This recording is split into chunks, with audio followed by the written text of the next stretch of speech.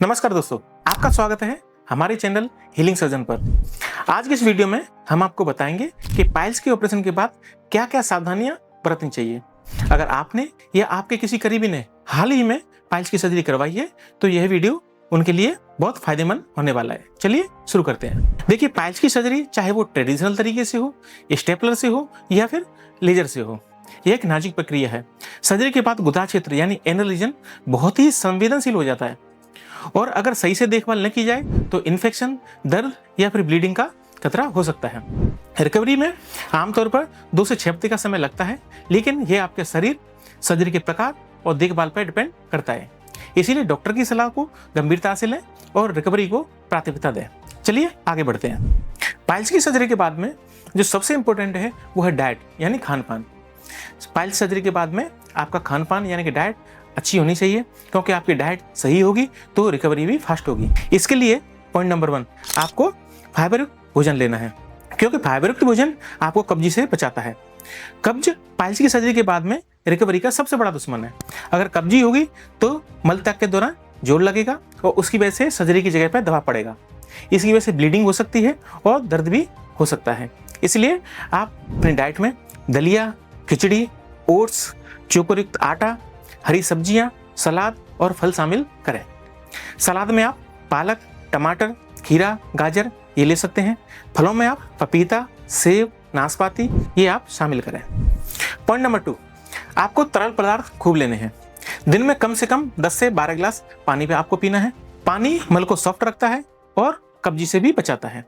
आप नारियल पानी, नींबू पानी, दही और छाछ भी ले सकते हैं। दिन में कम से कम 3 से 4 लीटर लिक्विड आपको लेना है।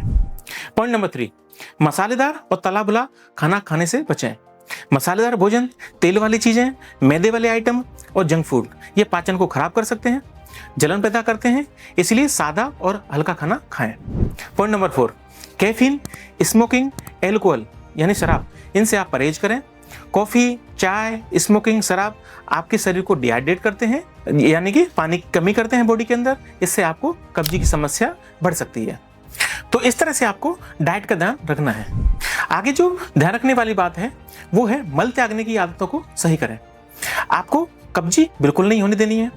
डॉक्टर ने जो आपको स्टूल सॉफ्टनर जैसे क्रीमाफिन या लेक्टुलोज जो भी दवाइयां दी थी वो आपको समय पर लेनी है।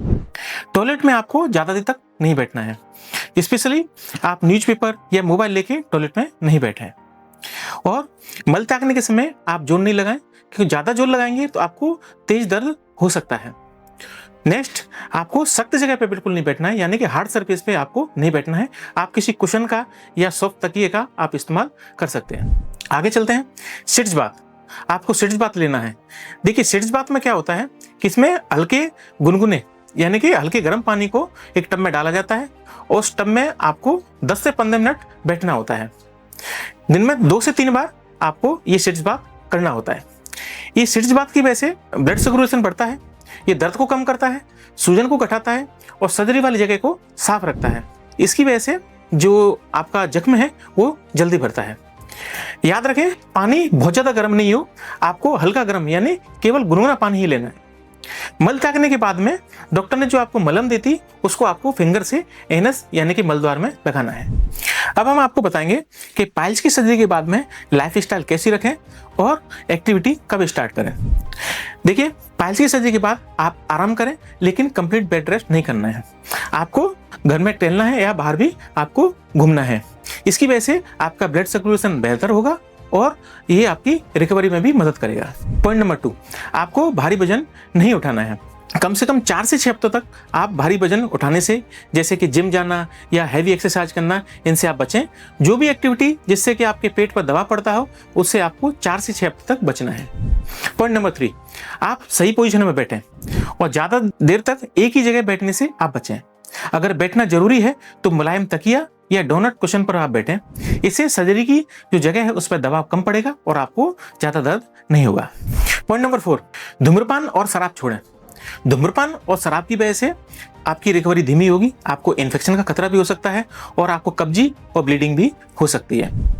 नेक्स्ट, कुछ लोगों का क्वेश्चन रहता है कि सर हम पाइल्स की सर्जरी के बाद में बाइक चलाना कब स्टार्ट कर सकते हैं। तो देखिए, अगर आपकी स्टेपलर या लेजर सर्जरी हुई है तो आप 10 to 14 डेज यानी कि 10 से 14 दिन बाद में आप बाइक चलाना स्टार्ट कर सकते हैं। लेकिन आपकी ओपन सर्जरी यानी कि हेमरेक्टोमी हुई है तो आप 3 से 4 हफ्ते बाद में आप बाइक चलाना स्टार्ट कर सकते हैं।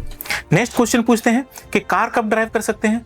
तो देखिए, अगर स्टेपलर या लेजर सर्जरी हुई है तो आप 5 से 7 दिन बाद में आप कार ड्राइव कर सकते हैं, और ओपन सर्जरी यानी कि हेमरेक्टोमी हुई है तो आप 10 दिन बाद में आप कार ड्राइव कर सकते हैं। बस ध्यान रखना है कि अगर कोई भी एक्टिविटी करते समय दर्द हो रहा है तो आप कुछ समय के लिए इसके लिए वेट करें। कुछ पेशेंट का क्वेश्चन रहता है कि सर हम सेक्सुअल एक्टिविटी कब स्टार्ट कर सकते हैं, यानी सेक्स करना कब स्टार्ट कर सकते हैं। तो देखिए, अगर आपको बैठने में आराम है, आपको कोई भी ब्लीडिंग नहीं है, आपको दर्द नहीं है, तो लेजर सर्जरी के बाद में आप 1 या 2 हफ्ते बाद में सेक्सुअल एक्टिविटी स्टार्ट कर सकते हैं। अगर आपकी ओपन सर्जरी हुई है तो 3 से 4 हफ्ते बाद में आप सेक्सुअल एक्टिविटी स्टार्ट कर सकते हैं। पाइल्स की सर्जरी के बाद में डॉक्टर की सलाह को हल्के में नहीं लें। इसके लिए कुछ पॉइंट आप ध्यान रखें। पॉइंट नंबर 1, आप दवाइयाँ समय पर लें। डॉक्टर ने जो आपको पेन किलर या एंटीबायोटिक्स या फिर मलहम और जो स्टूल सॉफ्टनर दिए हैं उनको आपको समय पर लेना है। पॉइंट नंबर 2, फॉलोअप के लिए आप डॉक्टर के पास जरूर जाएं। सर्जरी के बाद में रेगुलर फॉलोअप बहुत जरूरी है, इससे डॉक्टर आपकी रिकवरी को मॉनिटर कर सकते हैं। पॉइंट नंबर 3, लक्षणों पर नजर रखें। जैसे अगर आपको बुखार, ज़्यादा खून बह रहा है, पीप आ रही है या असहनीय दर्द हो रहा है तो आप तुरंत डॉक्टर से संपर्क करें। तो दोस्तों, ये थी पाइल्स की सर्जरी के बाद कुछ जरूरी सावधानियां। अगर आप इन बातों का ध्यान रखेंगे तो आपकी रिकवरी तेज होगी और आसान होगी। अगर आपके मन में कोई सवाल है तो नीचे कमेंट बॉक्स में पूछ सकते हैं। और हाँ, अगर आपको ये वीडियो पसंद आया तो इसे लाइक करें, अपने दोस्तों और परिवार में शेयर करें और हमारे चैनल को सब्सक्राइब करना न भूलें। मिलते हैं नेक्स्ट वीडियो में, तब तक स्वस्थ रहें, खुश रहें। Thank you.